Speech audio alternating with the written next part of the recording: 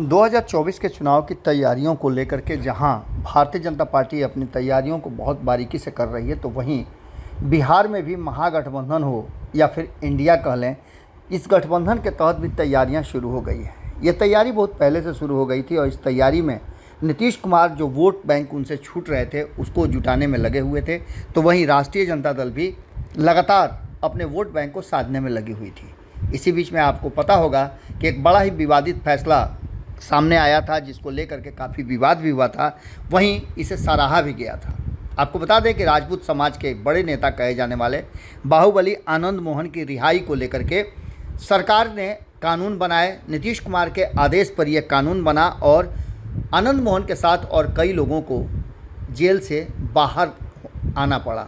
आपको बता दें कि इसकी मांग लंबे समय से चल रही थी। आनंद मोहन को लेकर के कई सपने बुने जा रहे थे और आनंद मोहन ने भी कई ऐसी बातें कही जिसको लेकर के ऐसा लग रहा था कि राजपूत समाज को एकजुट करने में आनंद मोहन सफल हो जाएंगे।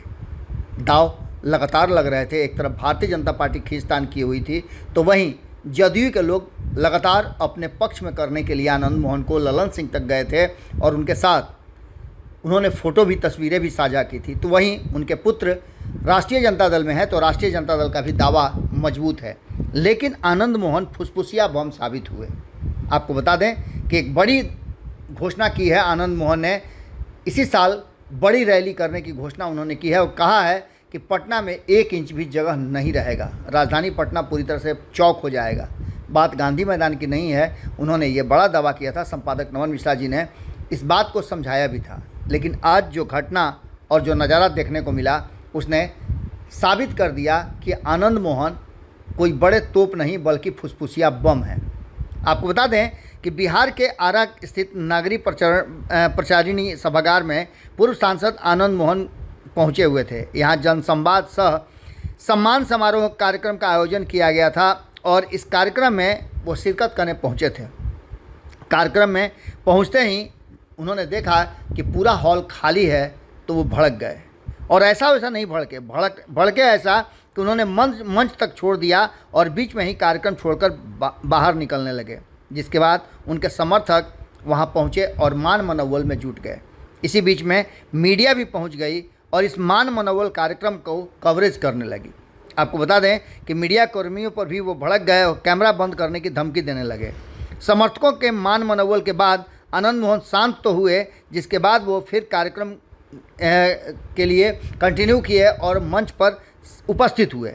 वहां मौजूद लोगों को मंच से संबोधित करते हुए गुस्सा होने के बाद लीपापोती करने में लग गए। कार्यक्रम की भीड़ नहीं जुटने पर आक्रोश उन्होंने दिखाया था और इस आक्रोश में वो भूल गए कि मीडिया भी उनके सामने है। मीडिया के कैमरों में बहुत कुछ कैद हुआ है और क्या कुछ हुआ है, आनंद मोहन का जो हौवा बनाया जा रहा था वो कैसे फुस हो गया है, आप इन तस्वीरों में देख सकते हैं। देखिए, इन तस्वीरों में सब कुछ साफ नज़र आएगा और सपने भी कई लोगों के टूटेंगे जो इस आस में थे कि 2024 में आनंद मोहन उनके लिए वोट का जुगाड़ करेंगे और एक समाज का पूरा वोट लेकर के वो बड़ी लड़ाई का हिस्सा बन जाएंगे।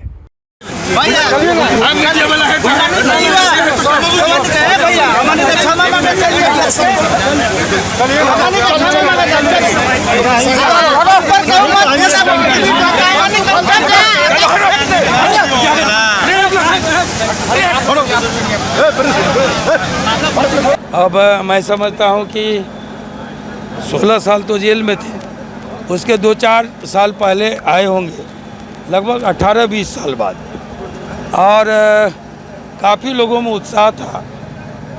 चिलचिलाती धूप में सैकड़ों गाड़ियों के साथ उत्साहित नौजवानों ने स्वागत किया, अच्छा लगा।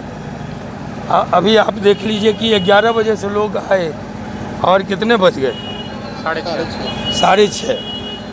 तो इतने लंबे समय तक लोगों का टिक करके सुनना अच्छा लगा।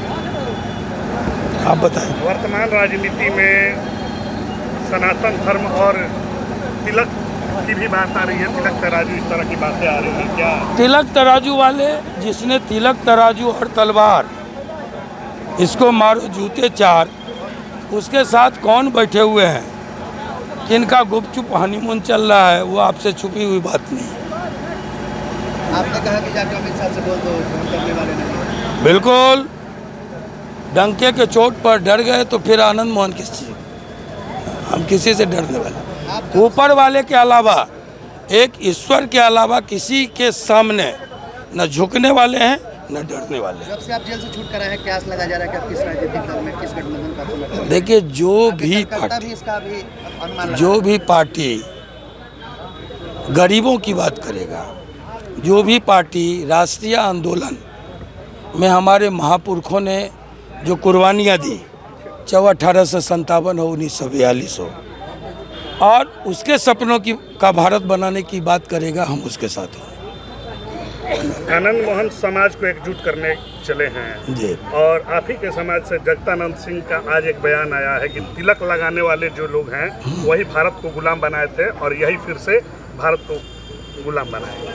अब जगता बाबू ने क्या कहा, ये तो उन्हीं से जवाब, अच्छा होगा उन्हीं से जवाब लीजिए, हमारे मुंह से कहा है उनका जवाब सुनिए।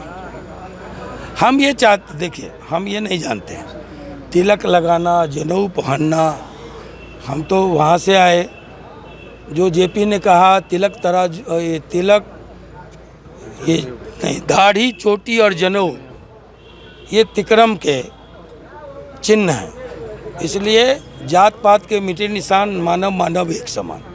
तो उस समय हमने जनेऊ भी तोड़ा था, हम ही नहीं, लालू प्रसाद यादव थे, लालू प्रसाद हो गए, नीतीश कुमार सिंह थे, नीतीश कुमार हो गए, जाके पूछिएगा सिंह लिखते थे कि नहीं, शिवानंद जी, शिवानंद तिवारी थे, शिवानंद हो गए सिर्फ। आनंद हमारे पास हैं कुलानंद यादव, ये कुलानंद अकेला हो गए। हमारे साथ एक और मित्र थे, कायस थे, अभी सर्व सेवा संघ के अध्यक्ष बन गए। महादेव लाल दास, वो बन गए महादेव विद्रोही। आनंद मोहन सिंह था, आनंद मोहन हो गया। तो हम लोग तो वहाँ से शुरू हुए। मेरे दादाजी जब अस्पृश्यता के खिलाफ, गांधी जी ने कहा कि अस्पृश्यता का कलंक लेके, छुआछूत का कलंक लेके हम मुल्क की आज़ादी नहीं चाहते, तो उन्होंने आह्वान किया जाति तोड़ने का या अछूतों को हृदय लगाने का, गले लगाने का, फिर आपको मंदिरों में प्रवेश का। तो कौन थे? चित्पावन ब्राह्मण थे, उत्कृष्ट ब्राह्मण विनोबा जी, और वो अछूतों की अगुवाई करके इसी बनारस में घुसे, उनकी दाढ़ियाँ नोच ली गई, उन पर डंडे चले। मेरे दादाजी, हमारे गांव का जो सबसे निचला तबका होता डोम मेस्तर, वो हमारे हॉस्पिटल में था, रामरूप मेस्तर, उनसे सार्वजनिक तौर पर ढोला पीट के और अछूतोद्धार के लिए गांधी के आह्वान पर कहा कि पंचामृत इनके हाथ से पी ले, और समाज से बहिष्कृत हुए। तो राष्ट्रीय आंदोलन ये हमें ट्रेनिंग देता है, बुद्ध हमें ये बताता है, गांधी हमें ये बताता है, और वही रास्ता, वही असली चिकित्सक है। आज इस देश को कबीर की ज़रूरत है, चंद्रशेखर की ज़रूरत है, मैं समझता हूँ। लोकसभा में आनंद मोहन कहाँ जाएंगे? हमने तो पहले कह दिया, 23 तक इंतज़ार कीजिए। लोकसभा में हम उन्हीं लोगों के साथ रहेंगे जो गांव गरीब की बात करेगा, जो कमेरों की बात करेगा, जो श्रमिकों की बात करेगा। हम कमेरों के साथ होंगे, हम लुटेरों के साथ नहीं होंगे। विपक्ष की बैठक में कितना प्रभाव भाजपा पर पड़ेगा, क्या इम्पैक्ट? विपक्ष की जो देश में लगातार बैठक हो रही है, उसमें भाजपा क्या इम्पैक्ट करने वाला है? अब असर तो यही है कि पहली बार इंडिया का नाम चेंज हो रहा है, ये आपको असर दिख नहीं रहा है। India, reserve bank of India, president of India, आपने शुरू किया startup India, signing India, make in India, ये सब आपने शुरू किया था। आज क्यों जरूरत पड़ी, क्यों घबराहट है? इंडिया का नाम चेंज कर रहे हैं। मोहन भागवत जी का बयान आया, भारत, इंडिया नहीं बोले अभी हाल में, है ना? तो ये आज ही क्यों आ रहा है? जब इंडिया अंग्रेजी है, तो फिर ये पैंट शर्ट भी अंग्रेजी है, कोट भी अंग्रेजी है। तो अगर इंडिया अंग्रेजी है, एनडीए भी अंग्रेजी है, नेशनल डेमोक्रेटिक अलायंस, आप अंग्रेजी में क्यों नाम रखें?